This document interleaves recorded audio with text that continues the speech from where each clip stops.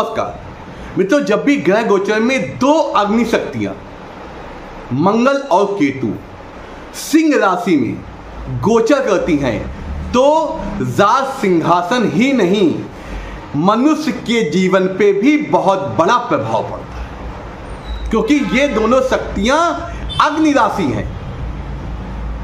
और पास्ट में भी, इतिहास भी ऐसा गवाह है, जब जब ये राशियां मंगल और केतु किसी भी राशि में अगर एक साथ गोचर करती हैं, उसका प्रभाव हमारे जीवन पे अवश्य पड़ता है। इसी के बारे में चर्चा करने से पहले आज हम आपको बताएंगे वो कौन सी घटनाएं हुई थी और हमारे जीवन पे क्या पड़ेगा और भारत की राजनीति में इसका प्रभाव क्या पड़ेगा, क्योंकि भारत की राजनीति में जब इसका प्रभाव पड़ेगा तो हमारा जीवन भी इससे अछूता नहीं रहे। 1999 में मंगल केतु तुला राशि में जब एक साथ आए थे तो उस समय कारगिल युद्ध हुआ था।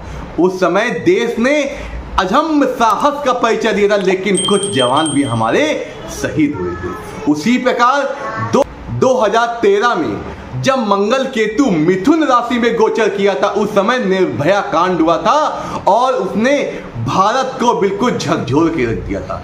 और वही स्थिति 7 जून से 27 जुलाई तक का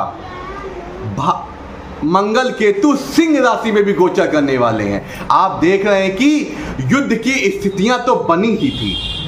क्या भारत में कोई अन्य आंदोलन भी हो सकता है? आइए इसके बारे में चर्चा करते हैं कि क्या भारत की राजनीति के पटल पे क्या कुछ होने वाला है। इसके पहले जान लेते हैं कि इन ग्रहों का रोल क्या है। ऐसा मैंने क्यों कहा? जैसे कि हम जानते हैं मंगल ऊर्जा, युद्ध और साहस का प्रतीक होता है, वही केतु रहस्य, आध्यात्मिकता और अनजाने तूफानों का ग्रह होता है। उसी प्रकार सिंह राशि जो सत्ता और अहंकार और नेतृत्व का प्रतीक होता है।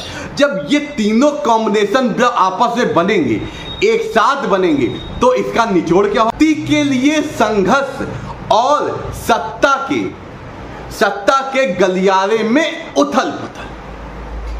देखा ग्रहों का क्या अर्थ निकल रहा है। अब बात भारत की राजनीति पे इसका असर क्या होगा।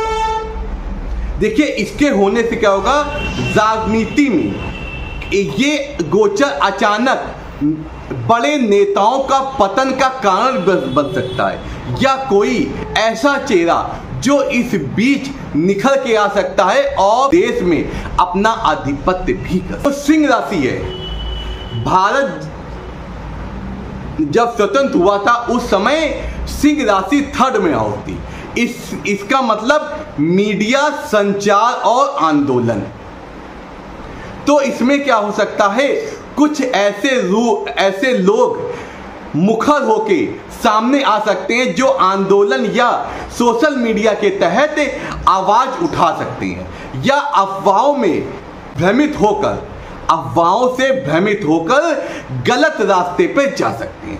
आप जानते हैं जनता पे इसका क्या प्रभाव। इससे मानसिक बेचैनी, क्रोध और निर्णय लेने में भ्रम की स्थिति आ सकती है। उसके साथ साथ बाजार के मूल्यों में वृद्धि। देखिए जब भी कोई ऐसी घटना होगी तो हमारा शेयर मार्केट डाउन होगा और जो मूल्य होंगे वस्तुओं के उनमें भी बढ़ोतरी हो सकती है। इससे क्या होगा, अर्थव्यवस्था में कुछ डामाडोल आ सकता है। प्रशासन के प्रति असंतोष की भावना भी आएगी। जब ये सब स्थिति आएंगी तो असंतोष की भावना आएगी, तो इसलिए इसका प्रभाव हमारे मानव जीवन पे भी कुछ सही नहीं पड़ने वाला है। तो इसलिए अब आपको एक उपाय बता रहा हूं। देखो जनता, हम लोग थोड़ी ही चीजों में बेचैन हो जाते हैं, तो हमें क्या करना चाहिए। जैसा ही जानते हैं केतु आध्यात्मिकता का कारण होता है और मंगल हमारे साहस और आत्मबल का कारण। इसलिए हमें क्या करना है, हमें मंगल देव को प्रसन्न करके किसी भी तरीके मंगल देव की पूजा या आराधना करनी। इससे क्या होगा, आध्यात्मिकता केतु, तो केतु को भी बल मिले, क्योंकि जो अशुभ चीजें या अशुभ संकेत या मानसिक बेचैनी या उलझने या क्रोध के वशीभूत होके कुछ भी अहित करने की भावना जब आएगी तो आपको ये उपाय आपकी रक्षा करेगा। इससे क्या होगा, जनता पे भी इसका अच्छा प्रभाव पड़ेगा।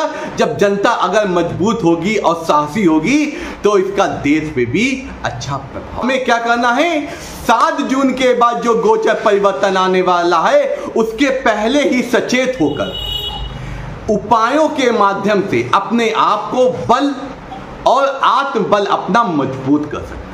इससे क्या होगा, कोई भी समस्या या घटना आए तो हम उससे डट के सामना कर सकते हैं। अगर आपके मन में कोई भी प्रश्न उठ रहा हो तो हमें कमेंट